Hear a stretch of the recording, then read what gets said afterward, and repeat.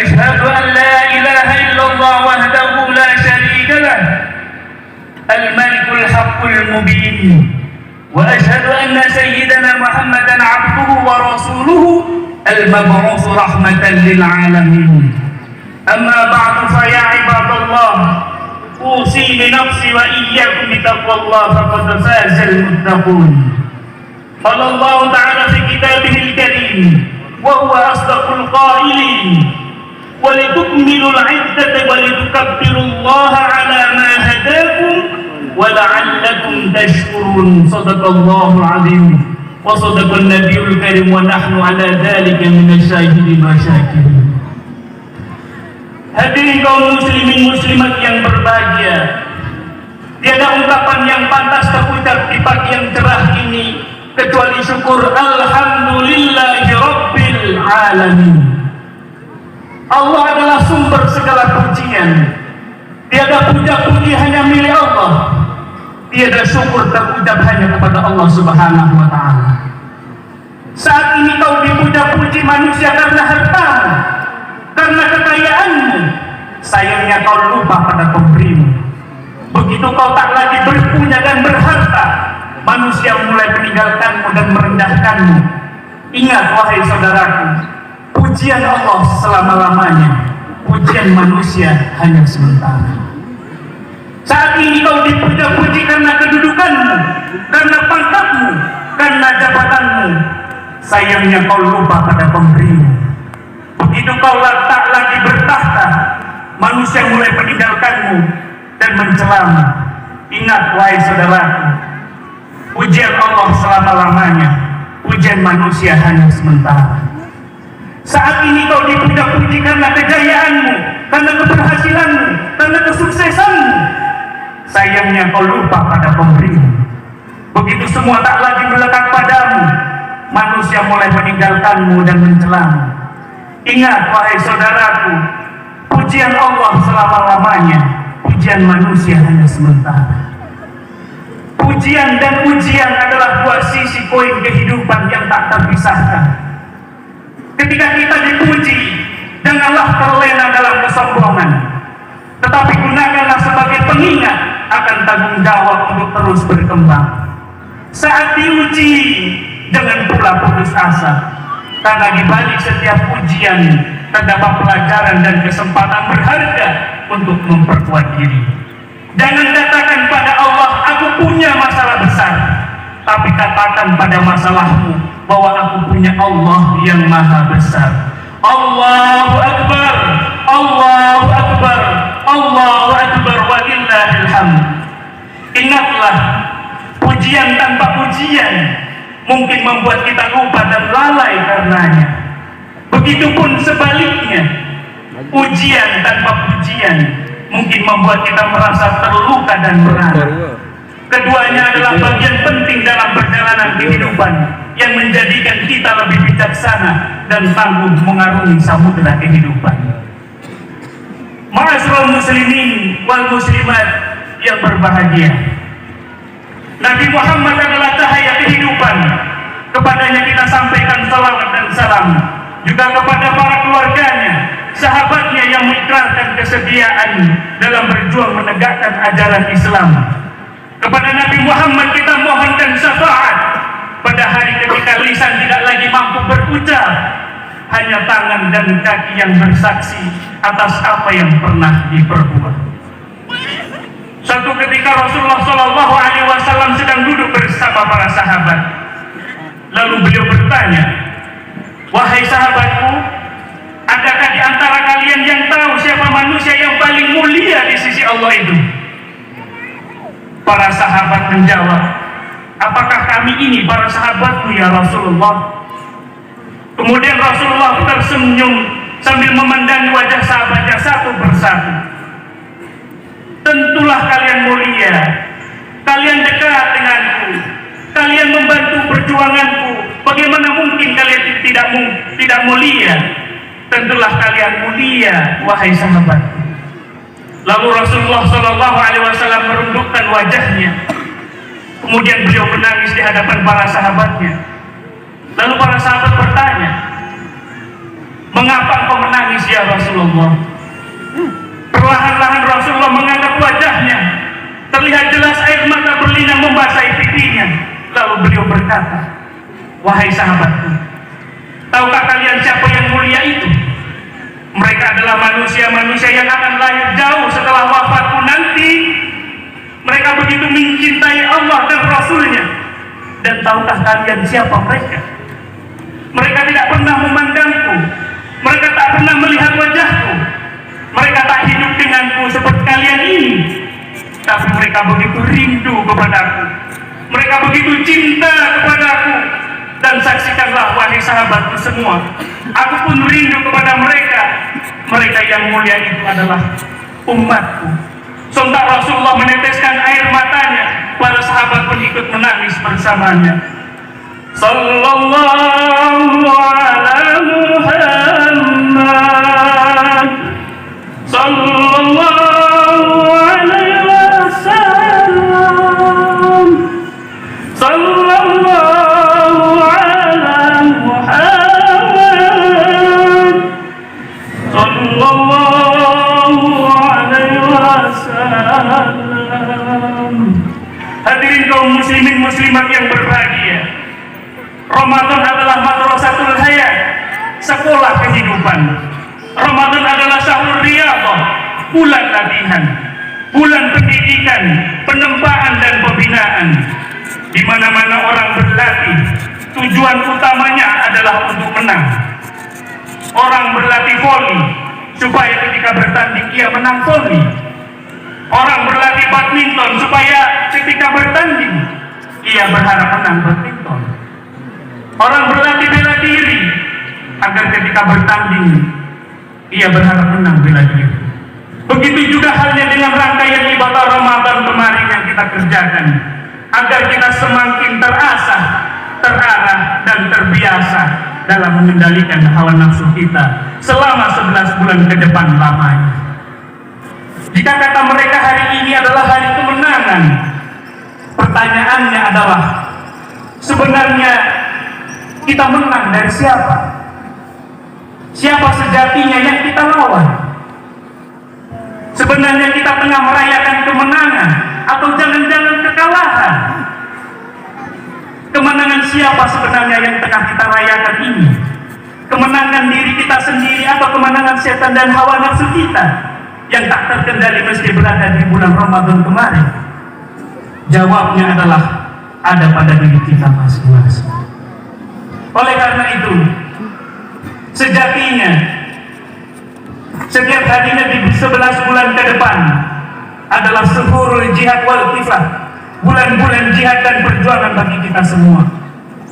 Kita terus-menerus berjuang melawan hawa nafsu, terus-menerus berjuang melawan godaan dan tipu daya setan, terus-menerus berjuang melawan ketidakadilan, terus-menerus berjuang melawan kebodohan, terus-menerus berjuang melawan penindasan dan kefakiran. Pertempuran dan perjuangan ini tidak pernah mengenal kata henti sampai hayat terpisah dari badan. Karena tidak ada satu jaminan bagi kita semua setiap jengkal dalam kehidupan ini. Apakah kita tetap istiqomah dalam jalur kebaikan, atau jalan di hidayahnya, atau justru malah sebaliknya. Maka kita selalu berdoa dan bermohon dalam setiap salat kita 17 kali dalam sehari semalam. Ihdinas siratal mustaqim, ihdinas siratal mustaqim. Tunjukilah kami ke jalan yang lurus, berilah kami petunjuk arah dalam kebaikan dan hidayah di setiap jengkal kehidupan kami. Oleh karena itu, berhasil atau tidaknya kita menjalani ibadah Ramadan lalu akan terlihat hasilnya manakala kita sudah keluar dari bulan Ramadan. Harapannya selepas Ramadan kita dapat terbiasa dengan hal-hal yang sudah kita lakukan selama bulan suci Ramadan, tetap kita lanjutkan di bulan-bulan berikutnya. Ibnu Rajab Al-Hambali pernah berkata, fa inna Allaha idza taqabbala 'amala 'abdin, jika Allah menerima amalan seorang hamba, waffaqahu li'amalin shalihin ba'da, Allah akan memberikan taufik, kemudahan, keringanan pada dirinya untuk melakukan amal soleh setelahnya dan setelahnya. Artinya bahwa tanda suatu amalan itu diterima ketika dilanjutkan dengan kebaikan-kebaikan berikutnya, dan tanda suatu amalan itu tertolak jika dilanjutkan dengan keburukan dan keburukan. Allahu Akbar, Allahu Akbar, Allahu Akbar, walillahil hamd. Allah Subhanahu wa ta'ala berfirman, A'udzu billahi minasyaitonir rajim, walitukmilul 'iddata walitukabbirullaha 'ala ma hadakum wa la'allakum tashkurun. Hendaklah kamu sempurnakan bilangan puasamu dan agungkanlah Allah atas petunjuknya yang telah diberikan kepadamu agar kamu bersyukur. Quran Surah Al-Baqarah 185. Makna sempurnakan bilangan puasamu memiliki dua makna. Makna yang pertama, sempurnakan bilangan puasamu berarti sempurnakan puasamu sebulan penuh. Sebulan itu bisa 29 hari, bisa 30 hari. Oleh karena itu, perbedaan penetapan 1 Ramadan tahun ini mari kita sikapi dengan penuh toleran, arif dan bijaksana. Sebab perbedaan adalah rahmat jika bangsa ini mampu mengelolanya dengan baik dan bijak dan proporsional. Berbeda boleh, marah jangan. Berbeda itu hal yang biasa dan lumrah, bukan hal yang salah. Anda boleh suka tempe, tapi jangan menghina orang yang tidak suka tempe. Anda boleh senang tahu, tapi jangan mengejek orang yang suka tempe. Anda boleh senang uta maju, tapi jangan hina dan rendahkan orang yang suka uta lonte. Tidak ada yang salah dengan perbedaan. Yang bermasalah adalah keegoisan kita dalam memandang perbedaan. Jika Tuhan tidak menciptakan perbedaan, maka kita tidak akan pernah belajar tentang sesuatu. Perbedaan diciptakan agar kita berusaha lebih dalam, belajar mencintai sesama, lebih memahami sesama dalam mewujudkan kemaslahatan dan kemanfaatan bersama. Mari kita ingat dan belajar lagi 3 pilar ukhuwah. Yang pertama adalah ukhuwah Islamiyah. Jika kita berbeda dalam pemahaman keagamaan yang bersifat furu'iyah, baik itu kalangan Nahdiyah, Nahdlatul Ulama, Muhammadiyah, Nahdlatul Watan, Persis, Al-Wasliyah, dan ormas Islam lainnya, ingatlah bahwa kita dipersatukan dan dipersaudarakan sebagai sesama umat Islam. Ukhuwah Islamiyah. Yang kedua adalah ukhuwah wataniyah. Jika kita berbeda dalam agama, keyakinan, suku, bahasa, dan budaya, ingatlah bahwa kita dipersatukan dan dipersaudarakan sebagai warga negara Republik Indonesia, dan kita dipersaudarakan sebagai sebangsa dan setanah air. Yang ketiga adalah ukhuwah basyariyah atau insaniyah. Jika kita berbeda dalam masalah kepentingan antar negara, antar bangsa, ingatlah bahwa kita dipersatukan dan dipersaudarakan sebagai sesama umat manusia. Karenanya tidak ada penindasan kezaliman, kekerasan atas nama apapun di muka bumi ini, sebab kita semua bersaudara dalam kemanusiaan. Dengan sikap ini, maka kedamaian dalam hidup bermasyarakat akan bisa senantiasa terjaga dan terpelihara.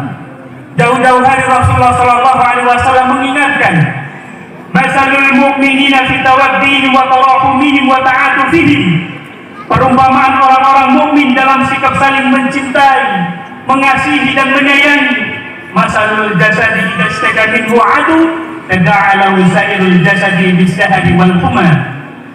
Maka seumpama tubuh, jika satu anggota tubuh itu sakit, maka anggota tubuh yang lainnya juga ikut susah tidur dan merasakan demam. Hadis riwayat Muslim.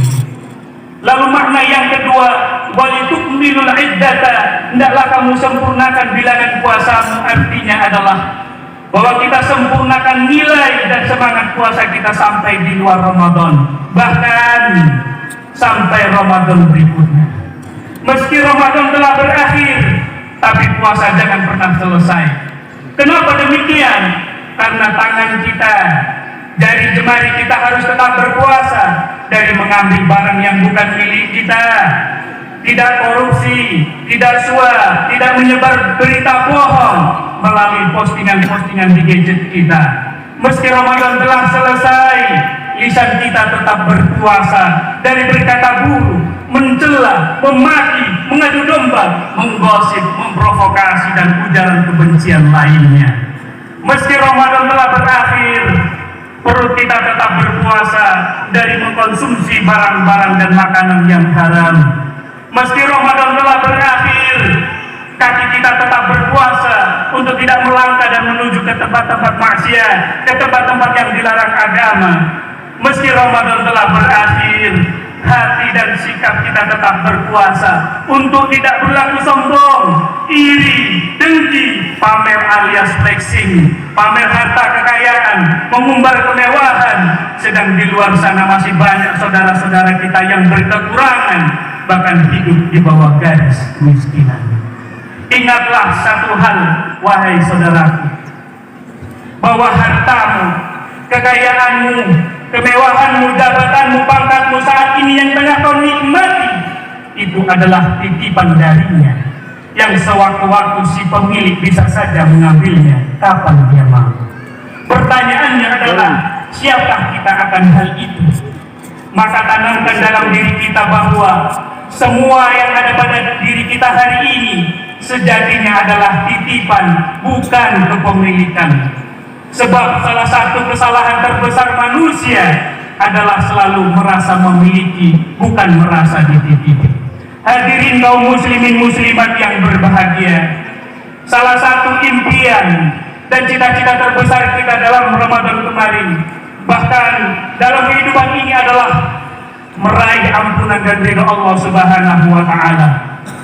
Tidak ada manusia yang tidak punya salah dan dosa di muka bumi ini. Setiap manusia pernah melakukan salah dan dosa, baik kecil maupun besar, baik ringan maupun berat.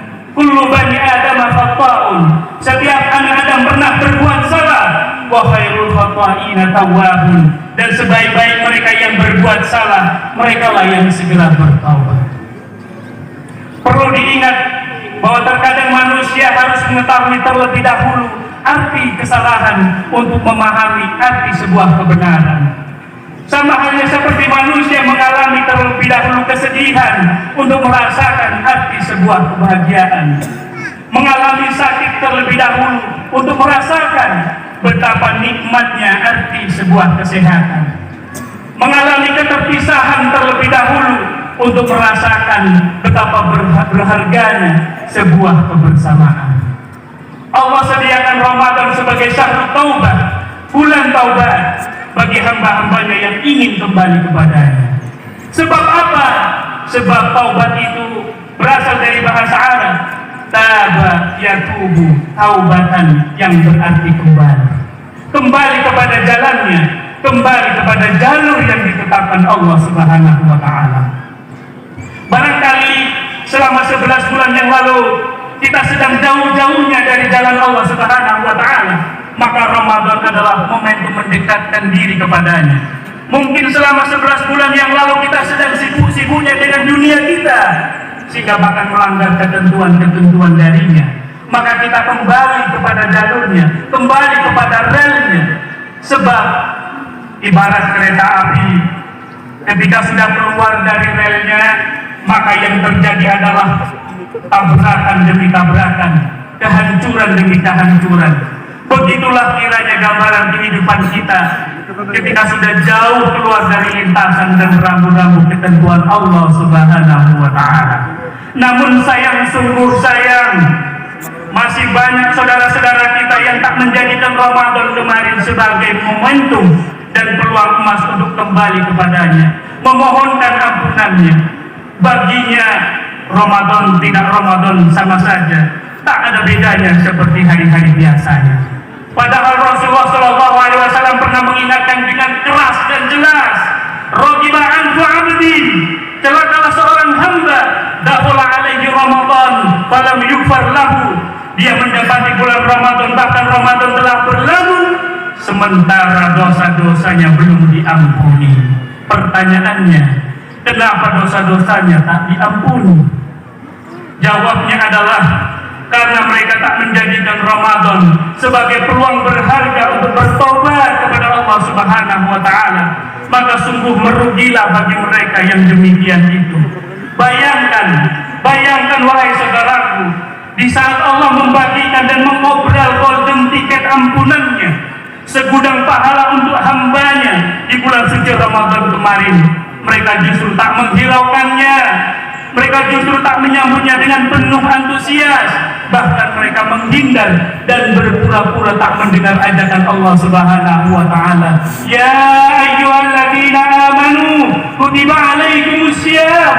Hai orang-orang yang beriman, hai orang-orang yang merasa punya iman, berhenti dulu sejenak makan dan minum.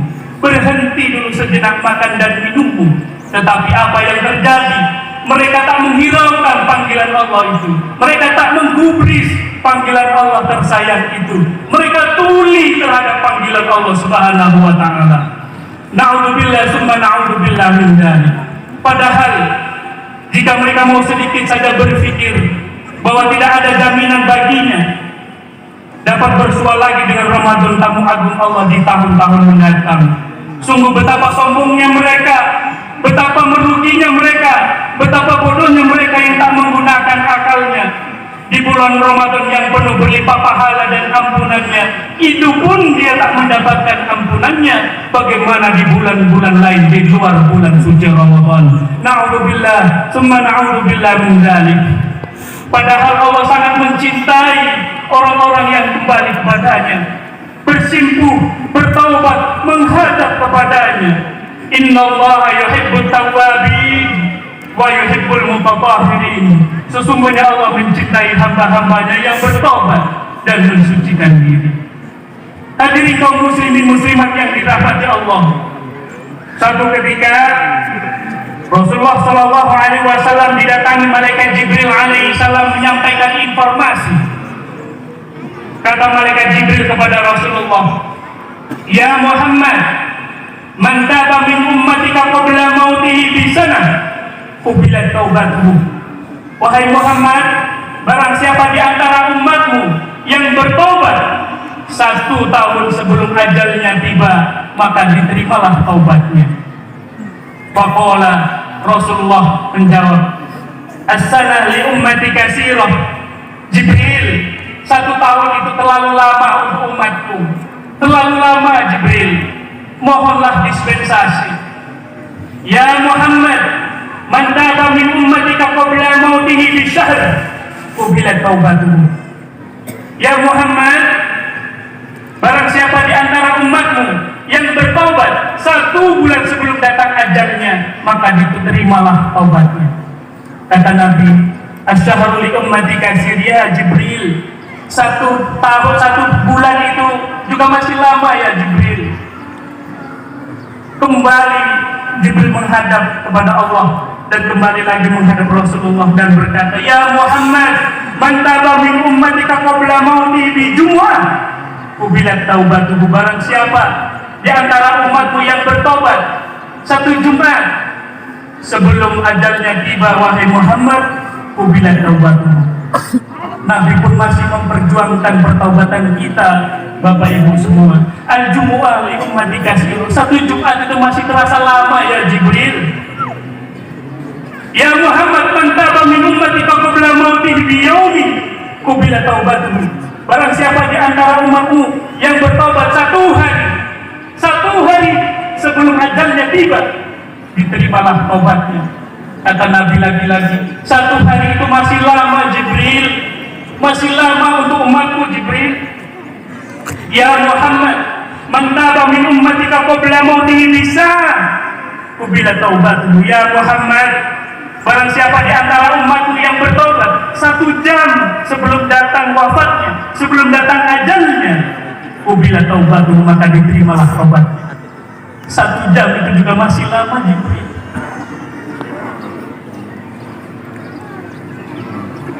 Wa man lam yarji ilayya qabla mauti bi sana wala bi syahr wala bi jum'ah wala bi yaumin wala bi sa'ah hatta balagatir ruhul hulqum. Barang siapa di antara umatmu yang belum bertaubat, yang belum menghadap kepadaku, tidak 1 tahun, tidak 1 bulan pun, 1 Jumat pun, 1 hari pun, 1 jam pun, bahkan sampai nyawa di kerongkongannya, lisannya tak lagi mampu berkata-kata, keluh lisannya berucap la ilaha illallah. Lisannya sudah tidak mampu lagi berucap la ilaha illallah wa nadima biqalbihi, sementara hatinya penuh dengan penyesalan dan penyesalan. Ghafartu lahu, itu pun aku ampuni dan kuterima taubatnya. Betapa sayangnya baginda Rasulullah kepada kita umatnya yang tak tahu terima kasih ini. Betapa cintanya Rasulullah SAW kepada kita umatnya yang tak tahu diri ini.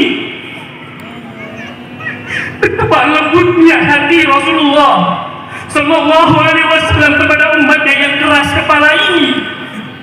Sampai-sampai Rasulullah SAW memperjuangkan pertaubatan kita, umatnya yang sombong dan angkuh ini di hadapan Allah Subhanahu wa Ta'ala. Semoga kita semua dijadikan hamba-hambanya yang senantiasa sadar dan tahu diri dan berterima kasih atas setiap nafas dan jengkal kehidupan ini untuk menjadi hamba-hamba yang lebih baik lagi di masa-masa yang akan datang. Amin amin ya rabbal alamin. Ja'alanallahu wa iyyakum minal aidin wal faizin wa adkhulana fi zumratil muwahhidin wa qur rabbighfir warham wa anta khairur rahimin.